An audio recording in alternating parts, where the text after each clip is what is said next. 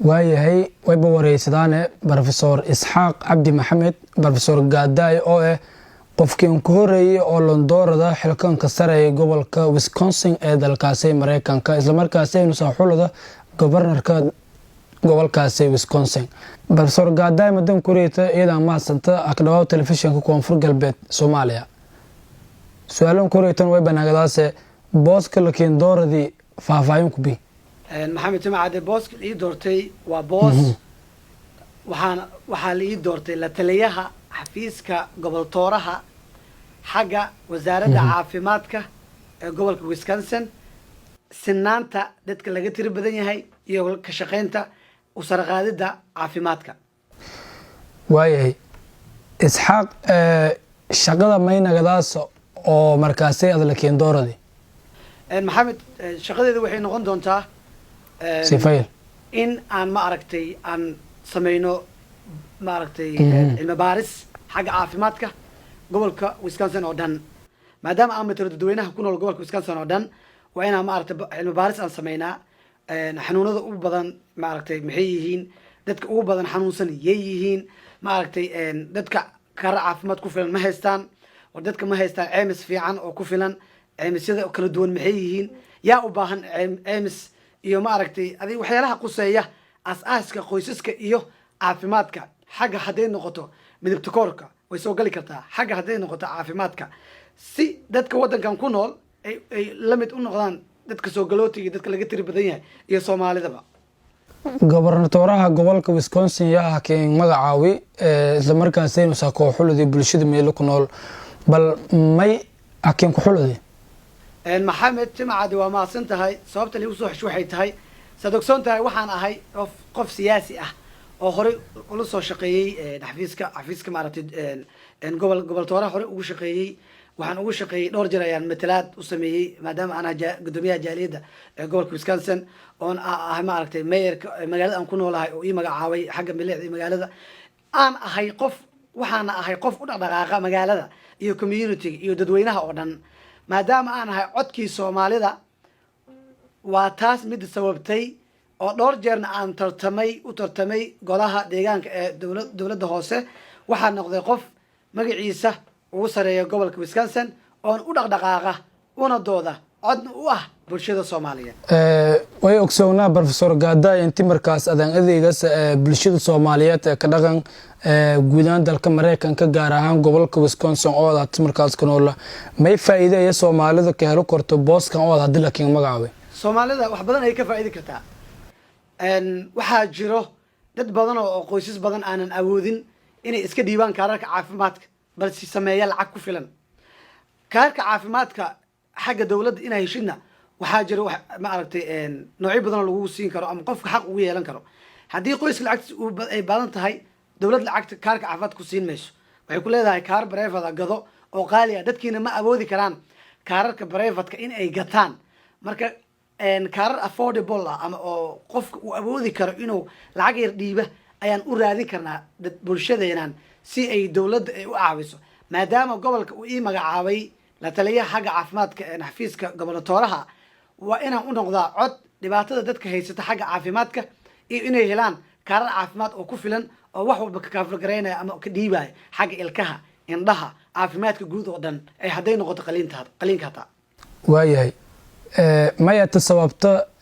Soomaalida ku nool Mareykanka oo markaas inta badan iyo ku biireen siyaasadda dalkaasi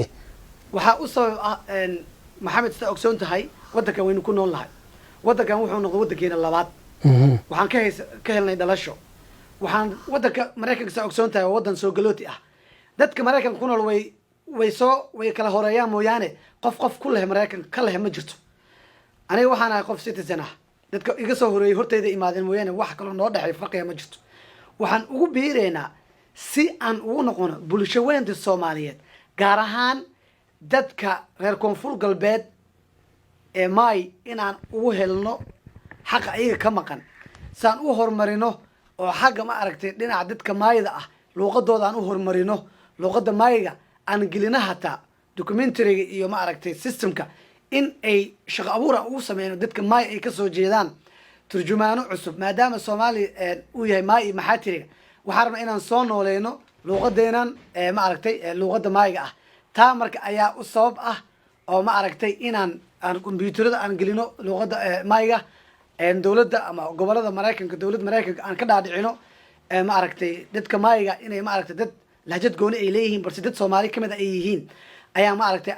aan ugu doodi doonaa bulshaweynta soomaaliyeed oo dhanna xaqooda ugu raadin doonaa taas ayaa ma aragtay marka nagu sababta inaan ku biirno bulshadeena guud ahaan inaan u noqono cod sida ogsoonta wayba markaasay la ka jaray xilli doorasho dalka maraykanka meenka baaqi lahayti soomaalida dalka ku nool maxamed saa ogsoon tahay wadanka maraykanka waxaa ka jirto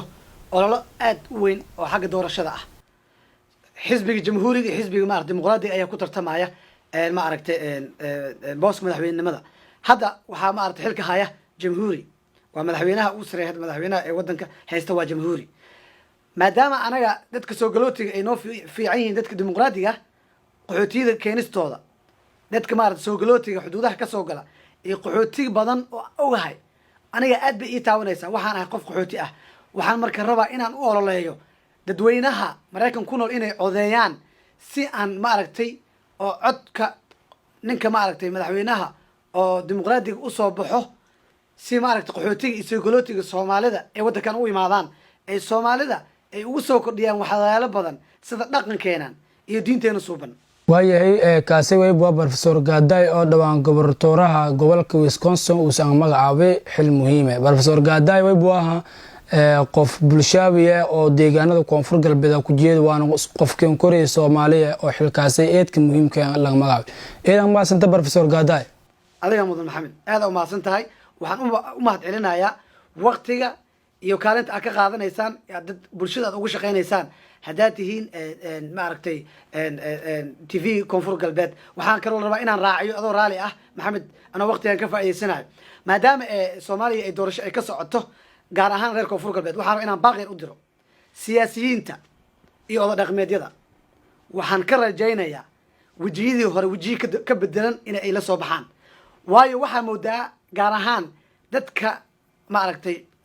koonfur galbeed inay aad u dhiban yihiin in shakhsiyaad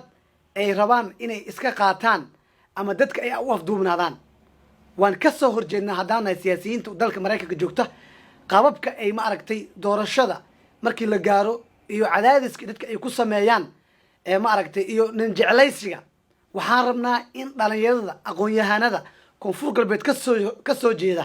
in ay xaqooda ay helaan beel walbana waa inay beel kale aysan ku xadgudbin beelahan waxaan baaq ugu diraya guud ahaan Soomaaliyeed odayaasha afar jeeblayaasha ah in ay iska daayaan gadashada boosaska reerkooda ay leeyihiin ay kaga tanaazulayaan shilimaadka ay qaataan shilimaadka ay qaadanayaan maanta ay dhamaanayaan beri ay dhamaan karaan walaalayaal noqda